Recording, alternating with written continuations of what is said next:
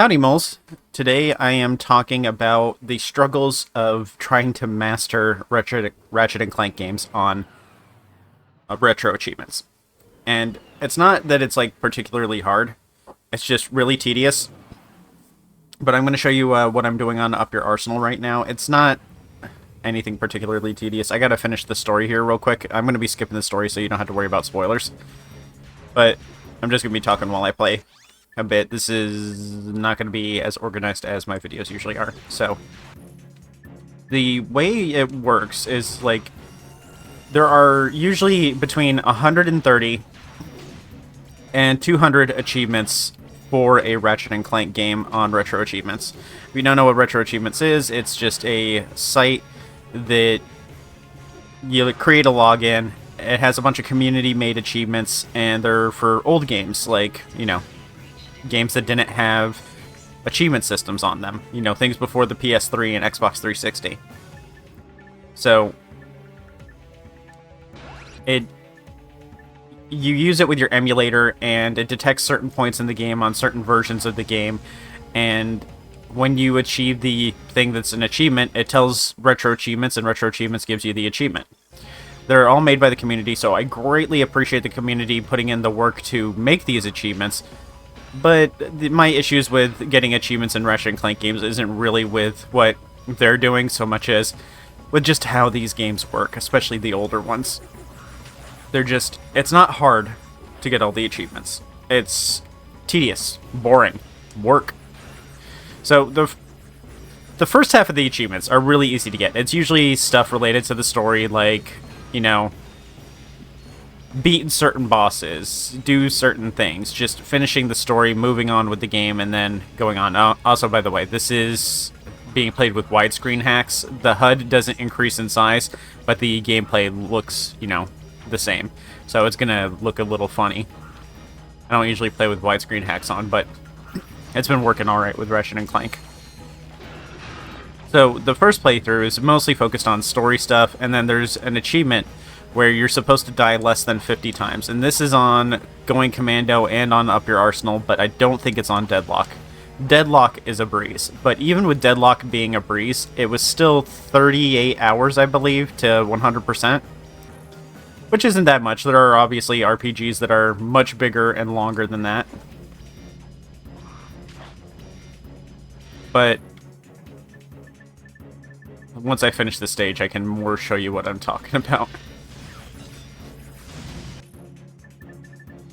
But beating the game with less than 50 deaths, it's not too bad. Like, it was easy on this one, and I just barely finished it first try on Going Commando. They're easy enough games that it's alright. Going Commando's a little bit harder because the control scheme sucks. Rather than automatically strafing and, you know, playing like a first-person shooter, but third-person, where left moves you left, forward moves you forward, back moves you back, instead of, like, full 360 range of movement like the original Ratchet and Clank had. So, Going Commando has that full, like, 3D range of movement, and then you press, I believe it's left trigger, to start doing strafe mode, which is this mode that I am playing in here already on Up Your Arsenal. Up Your Arsenal allows you to have it by default. So that's what makes Going Commando hard. Is Going Commando is in that weird position where it's between platformer and third-person shooter controls. It's also a harder game than Up Your Arsenal. It's not hard. It's not a hard game by any means. None of these games are hard, but it's harder than Up Your Arsenal. But the part that makes it tedious is just like these games have lots of things like skill points, which are their own kind of achievements, and then they have platinum bolts or titanium bolts or gold bolts depending on the one you're playing, and those all are hidden throughout the stage. They're, you know, they're your hidden items that you got to find. And there's a lot of them. There's like 30 or so, 30 to 50, depending on the game. And they're all hidden pretty well, but it's only a problem if you play without a walkthrough. When I get the titanium bolts and stuff like that, I'm playing with a walkthrough. And then that's when it really gets boring. And that's because I usually save it for the very end of the game, so getting the skill points and stuff like that, I save it for the very end. First playthrough, focused on just finishing story, and you can finish about half of the achievements on your first playthrough. So your first playthrough, you got all your story achievements, you got your weapon achievements and stuff like that, buying new weapons, getting them maxed out the first time.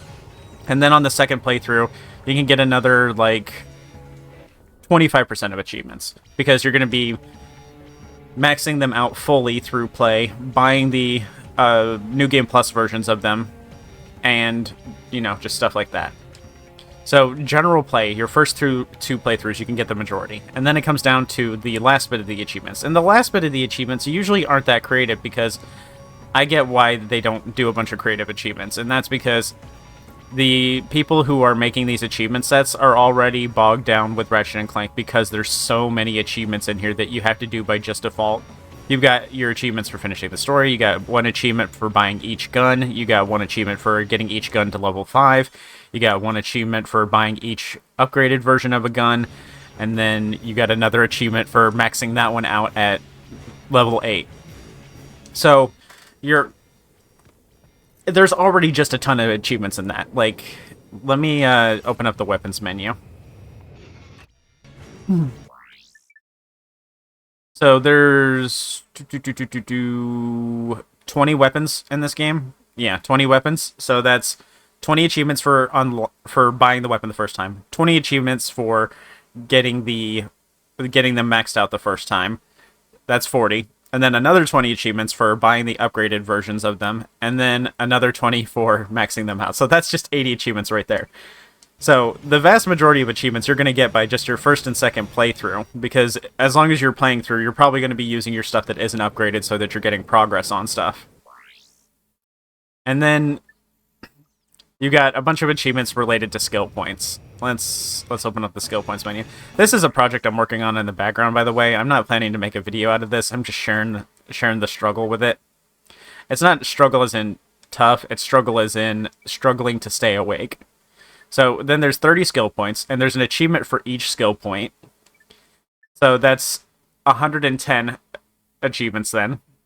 And then you got the story ones, I'd say about like 15 to 20.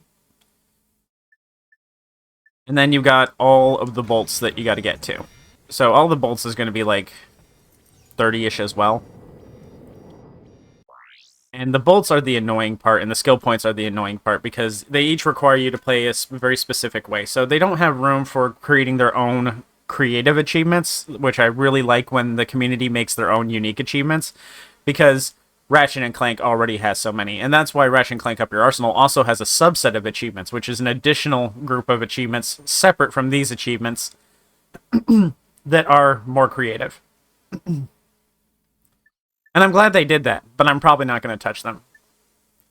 But these are great achievements if you just want to farm out achievements to quickly get your account up in like the top 10%. If you max out, like, if you get 100% of the base set on every Ratchet and Clank game, from 1 to Deadlock, you will easily put yourself in top 15, top 10%. No problem.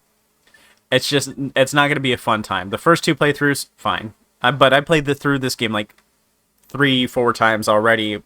No, at least 10 times for each one, because I own originals on the original hardware. And I played them a bunch too.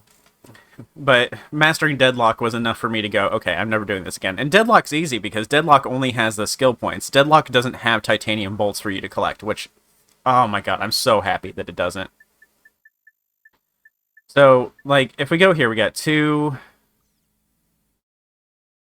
9, 11, that was 12, 14,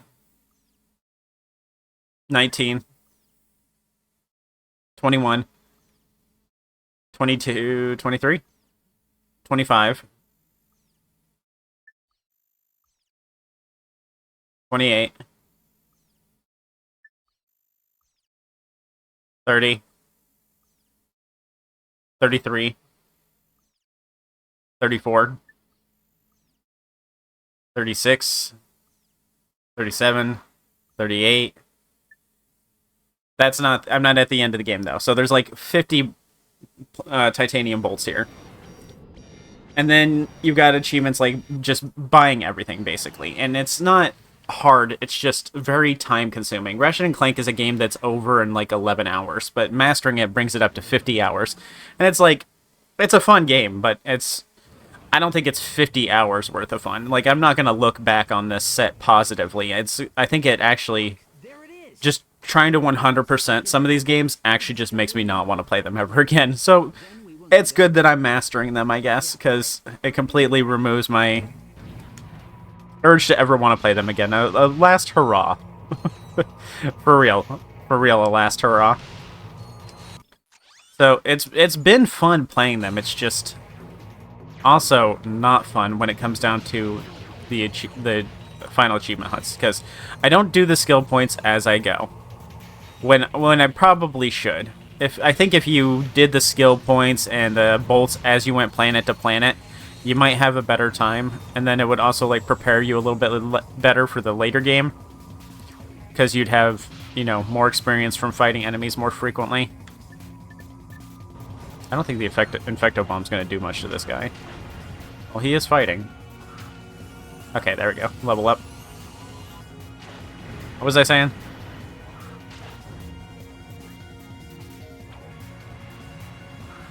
What are you trying to hit, dude? Oh, this gun's maxed out anyway. So, like, if you do master this game, I would suggest in your first playthrough, don't worry about the dying less than 50 achievement. Do that on your second playthrough, or even a third playthrough. I don't recommend a third playthrough, honestly. On this second playthrough here, I'm just trying to speed through things as quick as possible, while still finishing everything that I can. I still don't have the Rhino. I thought I would have had the Rhino by now, but I've got almost everything else. But on your first playthrough, try to focus on just, like, get your titanium bolts, get your skill points, get those as you're playing through each stage. Play with a walkthrough if you want to for those things, but, like, the general stage design is easy enough that you don't really need a walkthrough. I can aim.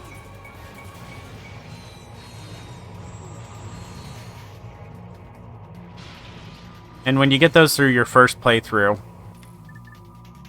that's it. Just, it's better to do it then, because if you wait until the very end like I do, you're going to be stuck with, like, just a couple of days of following a walkthrough, probably someone's video walkthrough, and going place to place to place to place, which I guess it's fine. You can do that if you want. I wouldn't recommend to do it like that because it has not been a fun way to do it. And I love this series. I really do. Like, I have more memories of playing Ratchet and Clank than I have of games that I played when I was much younger, like Pokemon and stuff like that. Pokemon was my first video game that was, like, actually mine. Pokemon Red and Blue. But I still remember this better than I remember those. And it's just because, like, it's so good. The series is just so good. The first one, I really don't like the first one. But it has its ways that it's better. But it's still a series that I play to this day, even though I skipped the PS3. I really do need to get a PS3 and go back to those. But it's a series that I really love, and that's why I wanted to master it, because, like, I'm pretty familiar with this game, like, in and out. But it's one that I like so much that I would never want to make a full video on it, like a full review video or series video or anything like that, or retrospective, especially when there's channels out there like the Golden Bolt who do it much better than I would ever do it. But it's just one of those things. It's like, this is a game that's just for me.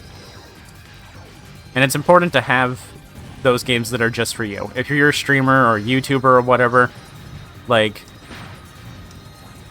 you need to have things that are just for you. Not every game has to be a stream game. Not every game has to be a game for video. I played through the entirety of Going Commando, Deadlocked, and this without using it to make a video, other than just some occasional background footage. Like, if I didn't know what else to use that day. And it's important to do that because when you're streaming and you're playing just video games you want to play when you stream all the time, Like, that's good. You should only play things you want to play, but if you save everything for just streams, you're never going to have the time to finish them all. And you shouldn't be streaming every single day anyway. That's a quick way to make video games feel less like play and more like work. And I don't want my video games to feel like work. I just want to play.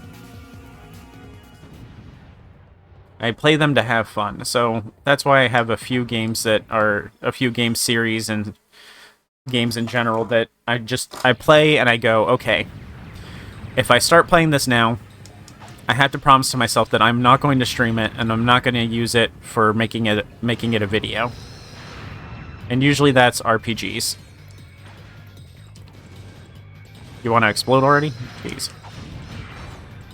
Oh, I'm dead. That's fine. That means I just get to kill more enemies. I could also probably be using the Tesla barrier when I'm supposed to. But if you don't have games that are just for you, you're going to get tired of games, you're going to get burnt out on them, you're going to get tired of just playing games in general because it's all going to feel like work. So you really should just have games that are just for you.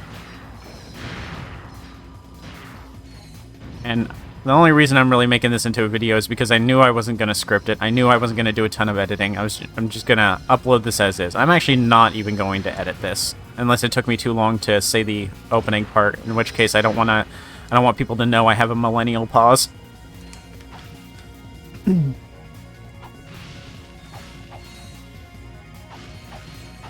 But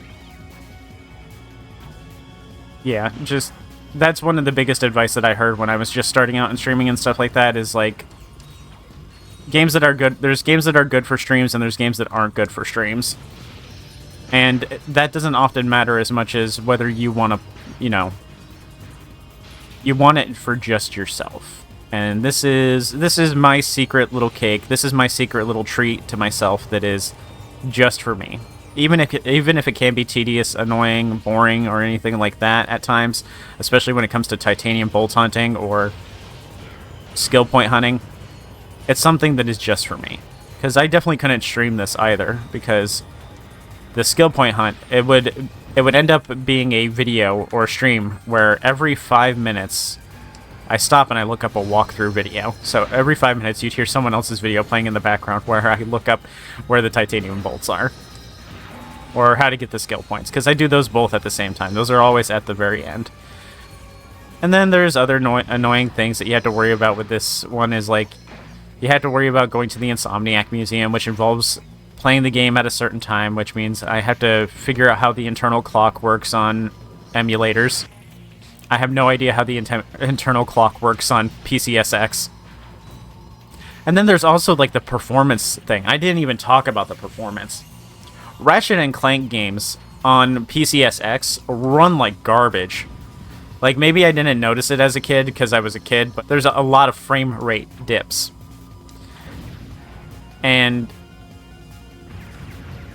it's so bad at times. And it's like, I looked it up. You're supposed to increase the EE cycle rate, which is kind of like overclocking, and I do that. It's on 180% right now. But on Going Commando, I have it at 100%, 180% as well. And it still runs like garbage. There are genuinely sections in this game where you can't look in specific directions, or else your frames will drop by like a half, and you'll get slowdowns. We've got the Rhino, baby. Life is good. Also means I have to adjust my quick select. On my quick select, I always put things that aren't maxed out first, so that I can easily find the things that I need to level. Did I max out the heavy bouncer already? I don't think I did. No, I did. Okay, so I've only got 2 weapons left to max out. The Rift Ripper, and then I gotta save up enough money to max out the Rhino. So let's take a look at some of the achievements real quick so you can see what I'm talking about exactly. with some of these achievements. So I didn't get the Rhino until the very end here. I'm only at 58%, despite being all the way through on my second playthrough. That's because I haven't been looking for, what's it called? I haven't been looking for skill points or titanium bolts. So these are all ones that I have unlocked. It's a lot, but you can see like obtain the multi-disc gun, obtain the Omega multi-disc gun. Font is messed up on these. Buy the PDA, purchase the Inferno armor. Yeah, there's an achievement for buying each piece of armor. And then the trophies, which are essentially achievements of their own. Okay, and then we got skill points here. Kill 5 flying bats on Florana. That's a skill point. So a lot of these are just skill points too. And they're straight out giving out like 5 points for things that are super easy too. So like this is like see 730 out of 1,521 possible points. These Ratchet and Clank games are great for boosting your numbers up, but they take about 50 hours to complete, and you will be very tired of Ratchet and Clank by that point. The achievement sets really suck the fun out of it. And again, it's not the fault of the people who make the achievement sets. This is just how these games work. To 100% a Ratchet and Clank game, you have to make yourself tired of Ratchet and Clank because they're collectathons, and I hate collectathons. All right, kill 20 enemies using only the wrench, beat Scorpio only using the wrench, kill 10 scree ducks at the crash site, kill 40 enemies using only the suck cannon at the crash site. Some of these are ones that they made themselves. Oh, here's fun ones. When you have to beat specific things under a set amount of time, I really hate those. And I know they're super common and they're super easy to make challenges for, but man, do I hate speedrun related challenges, especially for racing games. And this is a PS2 game, so you know, like every PS2 game has a vehicle section. It was like mandatory back then. Purchase everything from the ship vendor. Obtain all titanium bolts, titanium bolts, titanium bolts, titanium bolts, titanium bolts, titanium bolts, titanium bolts, titanium bolts, titanium bolts, titanium bolts, titanium bolts, titanium bolts, titanium bolts, titanium bolts, titanium bolts. Again, not hard, just boring. Purchase the skins, which you get from finishing skill points. So these will just come alongside getting skill points. So this is like double the achievements for like no reason. Like these skin ones probably shouldn't exist because they just pad out the list. The trophies again, which are just difficult things, usually 100%ing things. 3 a.m. in Metropolis, going to the Insomniac Museum. I have no idea how to manipulate time on PCSX. I will figure it out later though. Complete every Quark vid comic. Read comments. There's 2 that aren't listed, I guess. Complete the Sly 2 demo.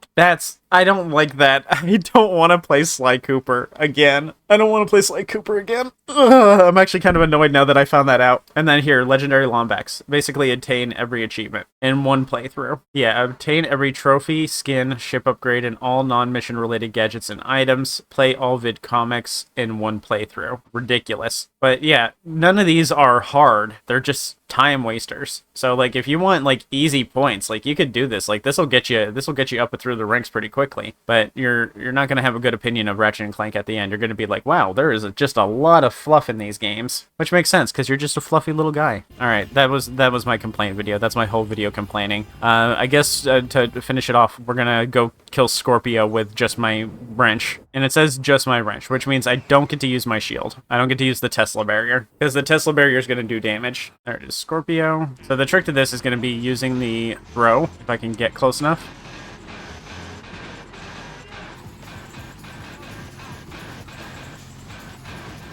Okay, when you get hit by the fire, it just makes Scorpio stop using the fire, so that works for me.